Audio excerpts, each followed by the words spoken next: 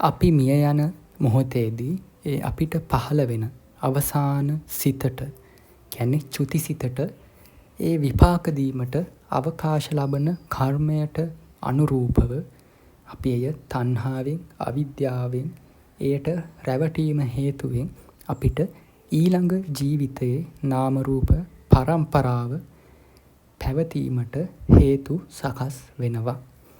ඉතින් අපි ගත්තොත් අපි මේ ජීවිතයේ ඒ අවසාන නිමේෂයේදී අපිට පහළ වෙන ඒ අවසාන චුතිසිතට අනුරූපව ඊළඟ ජීවිතයේ ඒ ප්‍රතිසන්දි චිත්තය සැකසෙනවා. මේ විදිහට ඒ වර්තමාන ජීවිතයත් ඒ ඊළඟ ජීවිතයත් සම්බන්ධ කරන්නක් බඳුවේ ඒ ස්වභාවය අපි ප්‍රතිසන්දි චිත්තය කියන නමින් කියන්නට පුළුවන්.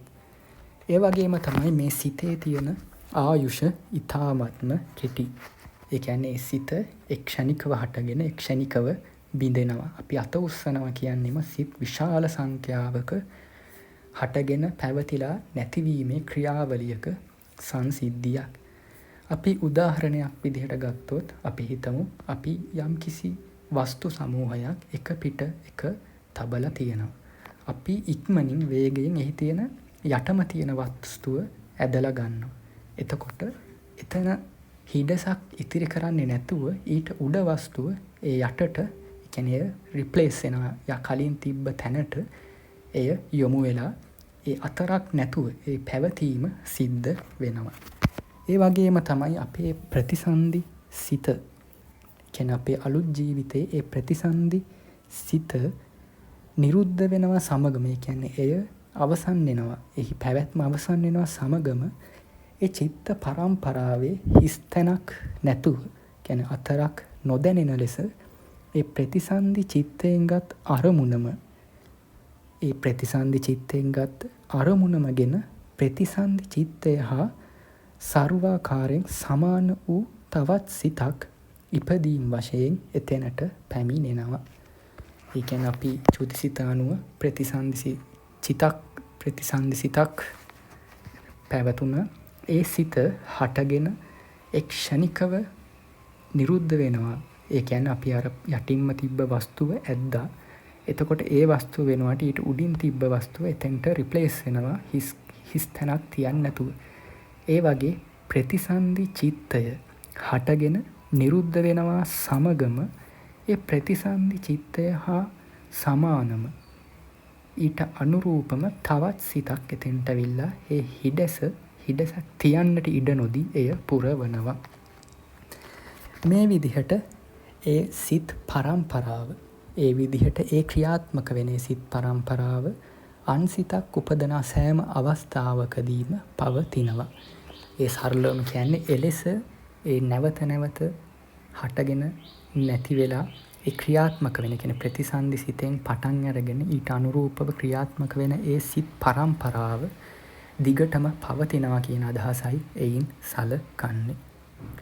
ඒ නාම රූප ධර්ම පරම්පරාවන්ගේ නොසිඳී පැවැත්වීමට ප්‍රතිසන්දි චිත්තයෙන් පටන් ගත්තේ චිත්ත පරම්පරාව අතිශයින් උපකාර වන බැවින් එයට භවාංග යන නම ව්‍යවහාර කරනු ලබනවා.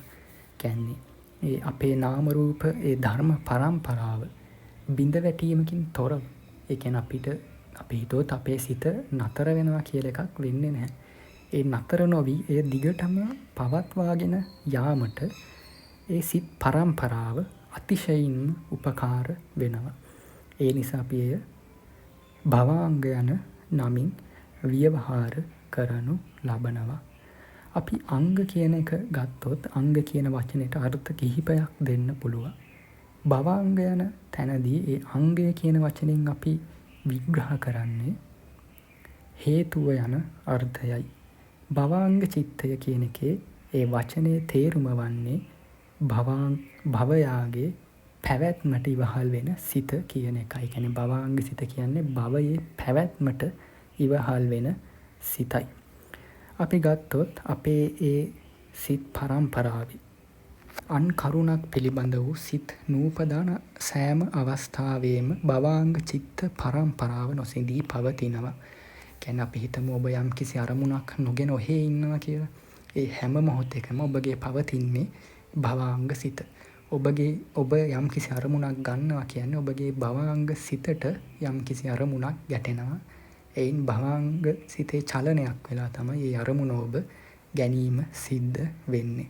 ඉතින් මේ භවාංග චිත්තයට අපි මූල චිත්තය, එහෙම නැත්නම් ප්‍රකෘති චිත්තය, නැත්නම් මනෝද්වාරයේ විදිහත් සලකනවා. ඉතින් ථේරවාදයේ අනුව බුදුරජාණන් වහන්සේ දේශනා කරන්නට යෙදුණු පවස්සර මිදම් භික්කවේ චිත්තං කියන්නේ සිත කියන එක පැහැපත් දෙයක් යයි ඒ විග්‍රහය ථේරවාදය අනුව ගන්නේ මේ බුදුරජාණන් වහන්සේ දේශනා කරපු මේ සිත කියන පැහැපත් දෙයක් වශයෙන් අපි ගන්නේ භවාංග සිත පිළිබඳවයි.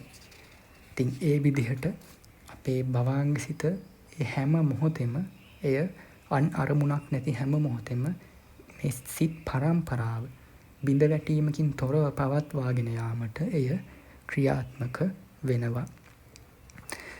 එතකොට අපි සඳහන් කරා අපේ සිත් පහළවන්නේ ඒ භවාංග චිත්තෙහි තියෙන අරමුණු ගැටීමෙන්.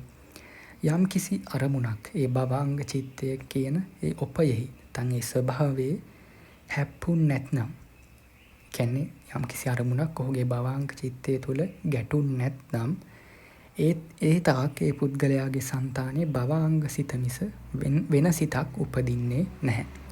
අපි නිදාගන්න අවස්ථාවකොත් අපි සිහින නොදකින අපි ගැඹුරු නින්දක ඉන්න අවස්ථාව අපි ගත්තොත් එය භවාංග සිත් පමණක් උපදනා අවස්ථාවක්. අපි සිහින දකිනවා කියන එකෙන් අදහස් වෙන්නේ ඒ භවාංගයේ අරමුණු ගැටීම, ඒ වීති සිත් පහළ වීමක්. කියන්නේ අපි සත්‍ය වශයෙන්ම අපිට සිහින දකිනවා කියන්නේ අපි සරලවම කිව්වොත් අපි නිදාගෙන ඉද්දි හීන දැක්කා කියන එක අපිට ප්‍රායෝගිකව ධර්මානුකූලව ගන්න බෑ. මොකද අපි හරියටම නිදාගෙන ඉන්නවා නම් අපේ සිත භවාංගය තුළ තමයි පවතින්නේ. ඔය අපි සිහිනයක් දකිනවා කියන එක අපි ධර්මයේ තුළ අර්ථ ගන්නවන්නේ අපි ඒ අතර අවස්ථාවේ නින්දත් නොනින්දත් අතර තමයි ඉන්නේ. එතකොට අපි ගත්තොත් මේ ශුද්ධ වූ ඇසට ඉතා කුඩා වස්තුන් අපිට හරියට කියන්නේ අපේ ඇස් හොඳට පේනවා නම් අපිට ඈත පේන ඉතා කුඩා වස්තුනත් හොඳට පේනවා. හැබැයි අපේ ඇස් දුර්වලයි නම් අපිට ඈතින් තියෙන කුඩා වස්තු අපිට හරියාකාරව බලන්න බෑ. ඒ වගේමයි අපේ භවාංග චිත්තයේ තියෙන ඒ ස්වභාවය අනුව අපි බුද්ධිමත් භාවය, අපේ අනුවන භාවය තීරණය වෙනවා.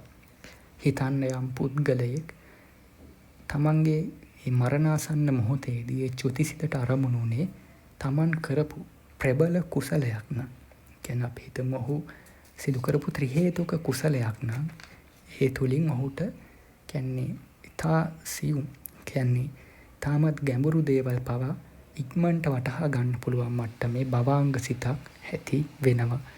ඒ වගේමයි යම් කෙනෙක් අපි හිතමු ඔහුට අවසානයේදී අරමුණු වෙන්නේ චුතිසිතට අරමුණු වෙන්නේ ඉතාමත්ම දරුණු අකුසලයක්. ඉතින් මේ අකුසලේ නම් ඔහුට සිහි වෙන්නේ ඊට අනුරූපව ඔහුට සැකසෙන භවාංග සිත ඒ ගැඹුරු දේවල්, ඒ සියුම් කරුණු අවබෝධ කරගන්නට නොහැකි.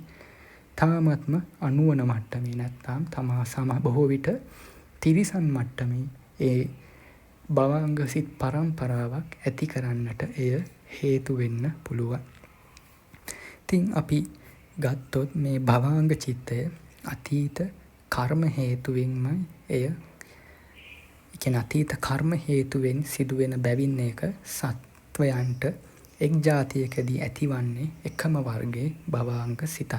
ඒ කියන්නේ ඔබ චුතිසිතට අරමුණු කරපු කර්මයට අනුකූලව ඔබ මේ ජීවිතයේදී ඔබගේ පවතින භවාංග සිත ඒ අනුවමයි පවතින්නේ. කියන්නේ ඔබට නෑ මගේ හිත දැන් වෙනස් කරගන්න ඕනේ, මගේ භවාංග සිත වැඩි දියුණු කරගන්න ඕනේ කියලා ඒක අපිට එහෙම කරන්න බෑ.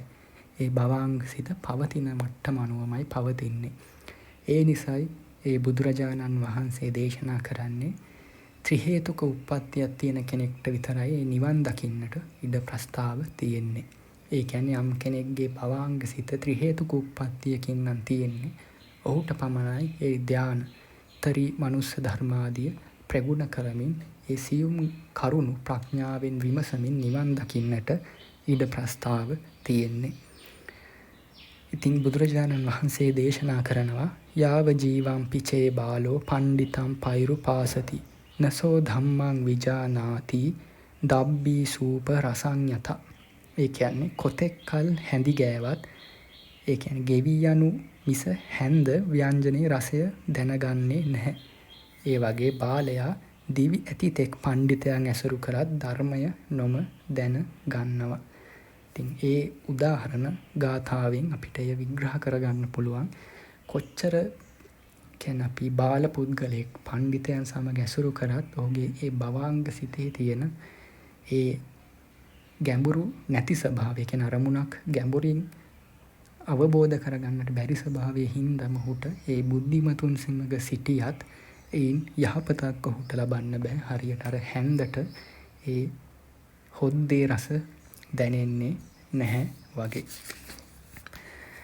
ඉතින් ඒ විදිහටයි ඒ භවාංග චිත්තය ගැන අපිට සරලවම ගන්න පුළුවන්. මේ තා සංකීර්ණ කාරණාවක්. ඉතින් යම් තාක් මේ ඔබ ගැඹුරින් අධ්‍යයනය කරනවා නම් විශේෂයෙන්ම මේ රේරුකාණිස්තවරයන් වහන්සේගේ අභිධර්මයේ මූලික කරුණු, අභිධර්ම මාර්ගය ආදී ඒ කෘති ගවේෂණය කරන්න, විශ්ලේෂණ ඒ තුල නිරීක්ෂණය කියන්නේ ඒ අධ්‍යයනය කරන්න වැඩිදුර ඒ තුලින් ඔබට හරියාකාරව මේ පිළිබඳව යහපත් නිවැරදි දැනුමක් ලබන්න පුළුවන්. තෙරුවන් සරණයි.